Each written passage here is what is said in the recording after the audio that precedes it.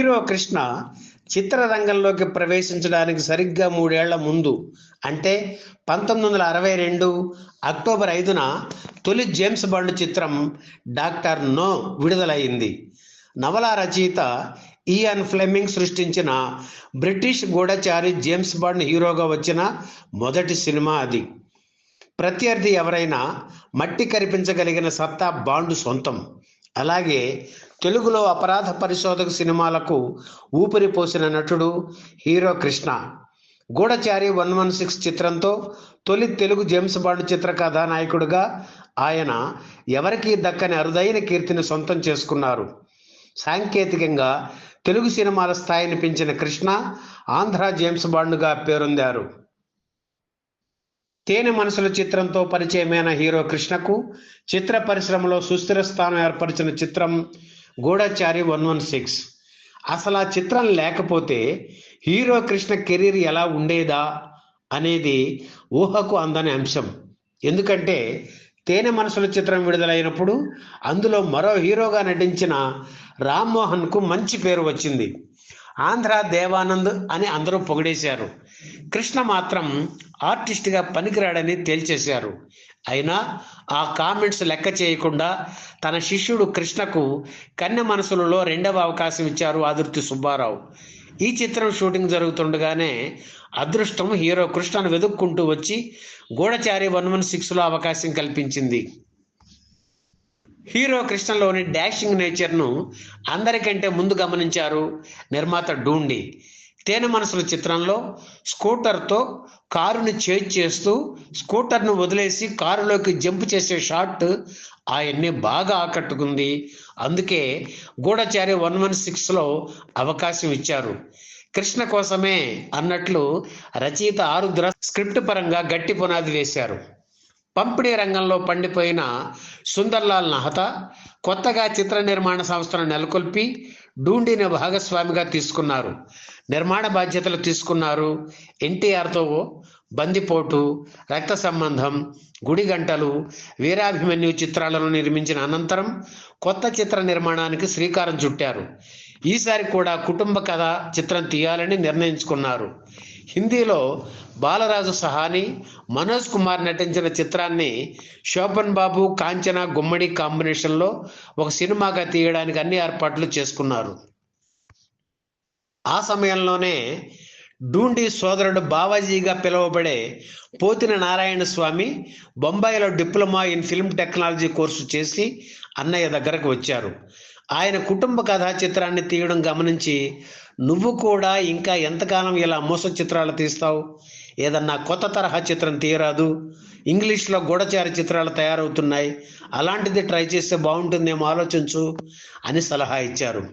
తమ్ముడు ఇచ్చిన సలహా డూండీకి నచ్చింది. కొత్త తరహా చిత్రం తీయాలని నిర్ణయించుకున్నారు.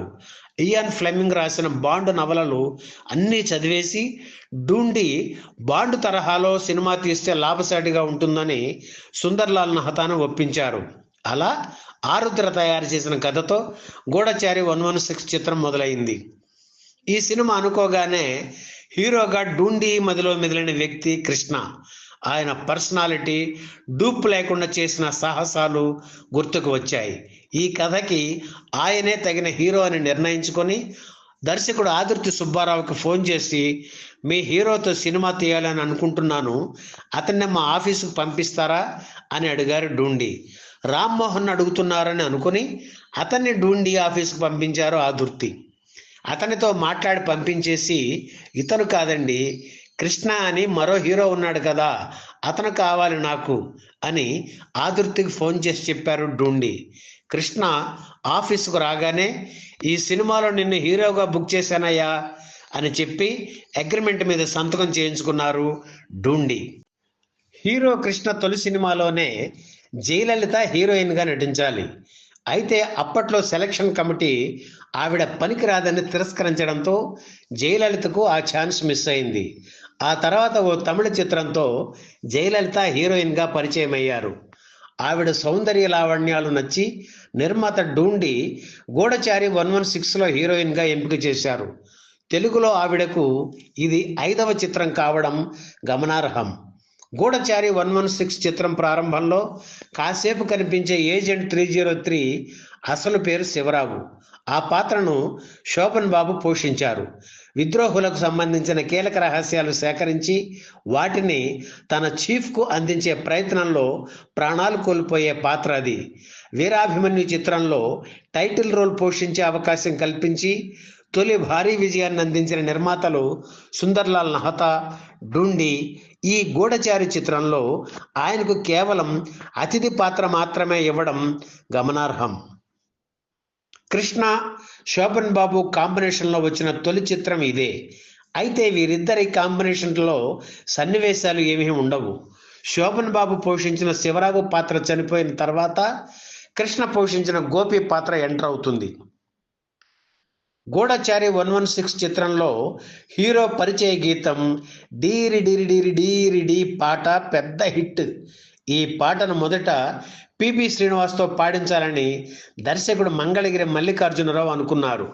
సినిమాలోని మిగిలిన పాటలను ఘంటసాల పాడారు కనుక ఈ పాట కూడా ఆయనతోనే పాడిద్దామన్నారు సంగీత దర్శకుడు తాతినేని చలపతిరావు. ఘంటసాల గారు ఈ పాట పాడితే బాగుండదేమో, ఒకసారి ఆలోచించండి అని నచ్చజెప్పారు మల్లికార్జునరావు. ఆయన ఆల్రౌండర్ సార్, నేను పాడిస్తాగా అని చెప్పి ఘంటసాలతో చాలా హుషారుగా ఆ పాట పాడించారు తాతినేని చలపతిరావు. ఇప్పుడు స్పెషల్ సాంగ్స్, ఐటెం సాంగ్స్ అంటున్నారే, ఆ ట్రెండ్కు గూఢచారి 116 చిత్రం శ్రీకారం చుట్టారు నిర్మాత డూండి. ఇందులో హీరోయిన్ వెన్నిరాడై చిత్రంతో హీరోయిన్గా పరిచయమైన నిర్మల. డీరి డిరి డిరిడి పాటలో హీరో కృష్ణతో కలిసి నర్తించారు. హీరో కృష్ణ, దర్శకుడు మల్లికార్జునరావు హిట్ కాంబినేషన్కు నాంది పలికిన చిత్రం గూఢచారి 116. ఎన్టీఆర్ నటించిన ప్రమీలార్జునయం చిత్రంతో దర్శకుడిగా పరిచయమైన మల్లికార్జునరావుకి ఇది రెండవ సినిమా. తొలి సాంఘికం, అరకొరగా ఉన్న సాంకేతిక సౌకర్యాలతోనే ఈ సినిమాను అద్భుతంగా తీర్చిదిద్ది పేరు తెచ్చుకున్నారు మల్లికార్జునరావు. ఆ తర్వాత హీరో కృష్ణ, మల్లికార్జునరావు కాంబినేషన్లో 13 చిత్రాలు వచ్చాయి. గూఢచారి 116 చిత్రానికి అసోసియేట్ డైరెక్టర్గా పనిచేసిన వి రామచంద్రరావు ఆ తర్వాత దర్శకుడై హీరో కృష్ణతో ఎన్నో విజయవంతమైన చిత్రాలు రూపొందించారు. హీరో కృష్ణ నటించిన కన్నె మనసులు, గూఢచారి 116 చిత్రాల షూటింగ్స్ ఏకకాలంలో జరిగాయి. కన్నె మనసులలో అమాయకుడైన రజకుని పాత్ర పోషించిన కృష్ణ గూఢచారి 116 చిత్రంలో దానికి భిన్నంగా ధీరోదాత్తుడైన జేమ్స్ బాండ్గా కనిపించడంలో వైవిధ్యానికి ఊతమిచ్చినట్లయింది. 1966 జూలై 22న కన్నె మనసులు విడుదలయ్యింది. సరిగ్గా 20 రోజుల తర్వాత గూఢచారి 116 రిలీజ్ అయింది. తమని కొత్త లోకంలోకి తీసుకెళ్లిన ఈ చిత్రానికి ప్రేక్షకులు బ్రహ్మరథం పట్టారు. రెండవ సినిమా అంతగా ఆడకపోయినా మూడవ చిత్రం ఘన విజయం సాధించడంతో ఇక వెనక్కి తిరిగి చూసుకునే అవసరం హీరో కృష్ణకు కలగలేదు. ఈ వీడియో మీకు నచ్చితే లైక్ చేయండి, షేర్ చేయండి, వెంటనే సబ్స్క్రైబ్ కూడా చేయండి.